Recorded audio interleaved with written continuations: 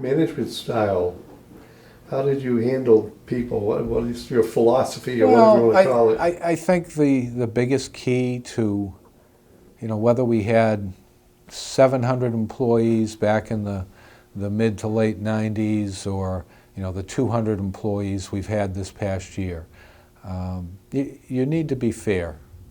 That's all. Yeah. Everybody who was here wanted to work hard, wanted to keep Rockingham going, and their intent was appropriate. Sometimes they might go about it the wrong way, but you had to recognize that these people loved what they were doing. And no, it may not have always been done the way we wanted it done, right. Or somebody may have been offended in the process, whatever the case may be. But 99.9% of the time, as long as you were fair with them, they would be fair with you, and that's a great thing. The jockeys and owners, did you have some management to deal with those? Oh, you're constantly dealing with the Horsemen's Association, whether it was the thoroughbred or the harness, the jockeys and the Jockey Guild. There are no different than with a group of employees. You have safety issues, you have harassment issues, you have anger issues, and all of these have to be dealt with one way or another. Sometimes it would be through the judicial system here at Rockingham, through the Board of Stewards, or in the case of harness, the Board of Judges. Sometimes it was kind of outside of their realm, but I'd get involved in it. But again, the vast majority of cases were more misunderstandings than they were, out and out intent to do something wrong.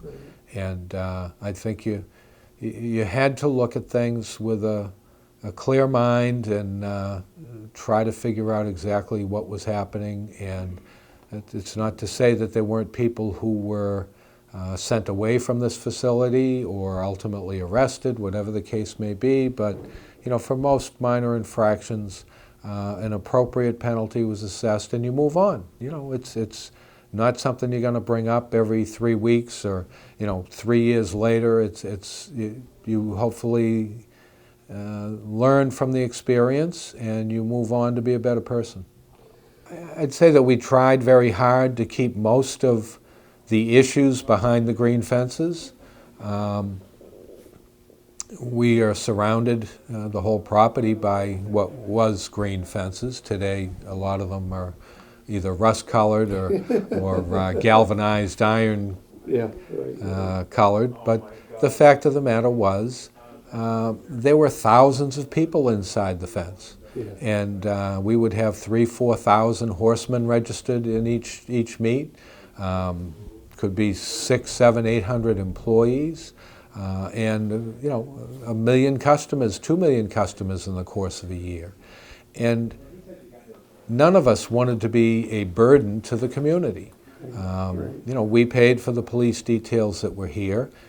They weren't really needed a whole lot of the time, right. But the fact of the matter is, you didn't want calls to be made over and the PD have to sacrifice. Pride, if not, you didn't want to pull someone off the road that was protecting the community to be here. This is a private business, and we needed to take care of our own. And whether it was through our security staff, the Board of Stewards, the paid details for the police department, generally it all stayed within the green fences. And our penalties were generally, number one, a lot swifter than it would be in district court, but ours were generally harsher.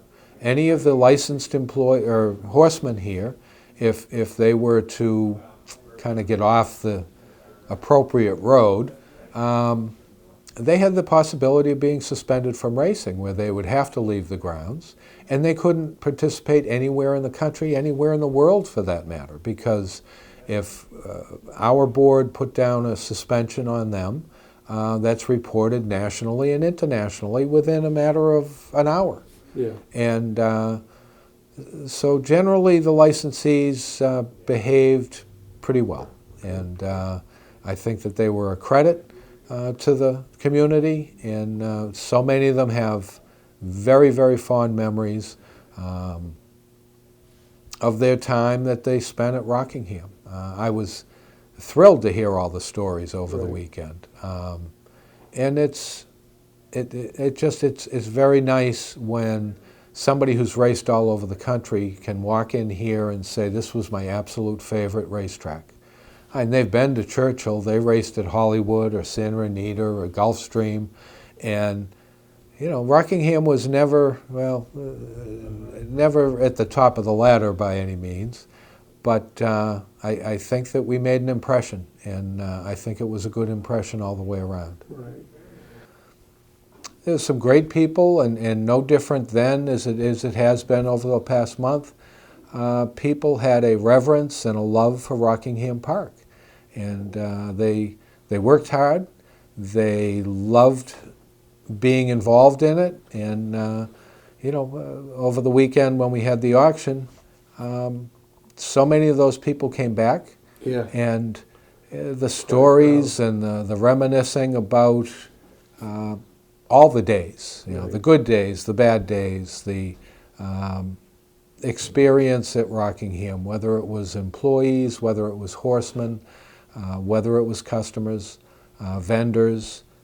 Everybody had great memories of their days at Rockingham, and that's terrific. And it's not very often that you find, you know, people who were involved, whether it was 50 years ago or 5 years ago or 5 months ago, who are very pleased at the fact that they had the opportunity to be part of it. So that was very enjoyable to hear. Some great stories, great pictures, great events. It was an awful lot of fun.